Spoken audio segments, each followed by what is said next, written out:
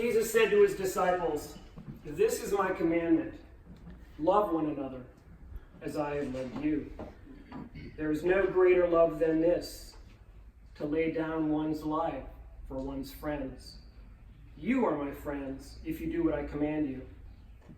I no longer speak of you as slaves, for a slave does not know what his master is about. Instead, I call you friends, since I have made known to you all that I have heard from my Father.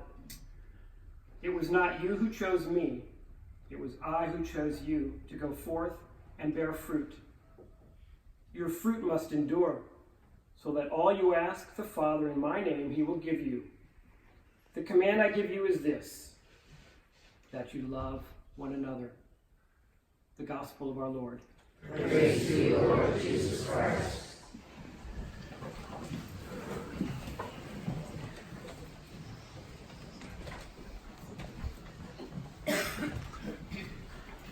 My brothers and sisters in Christ, one of the genius parts of our faith as Catholics is that it takes a broad world view.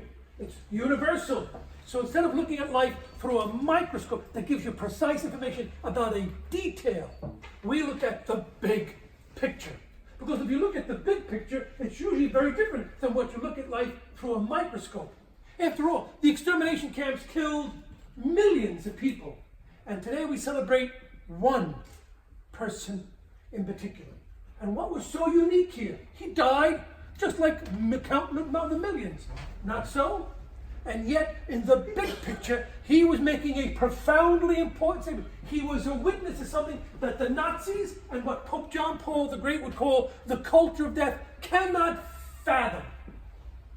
The concentration camps were the epitome of that culture of death, where human life and human dignity was worth squat. And yet, in the face of that, and they thought they were winning when they put Colby in the death camp, when they tried to solve it. And yet, he was making a profound statement that ultimately they had to be the losers because life, eternal, had already conquered sin and death, and the tomb was empty.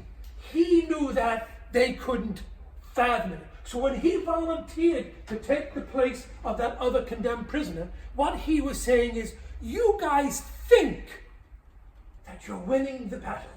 You have no clue that the battle has been fought and already won, and that life will conquer. Colby wasn't killed. He wasn't murdered.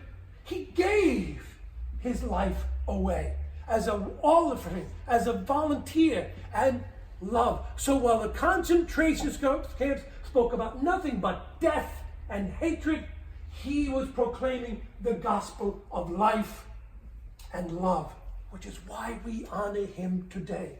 He's a witness in the face of overwhelming odds that Christ's life and Christ's love will triumph. Yes, evil will have its moments. We know that. Sometimes silly ways in our own lives where things go wrong, and tragically on the world stage when innocent lose their lives.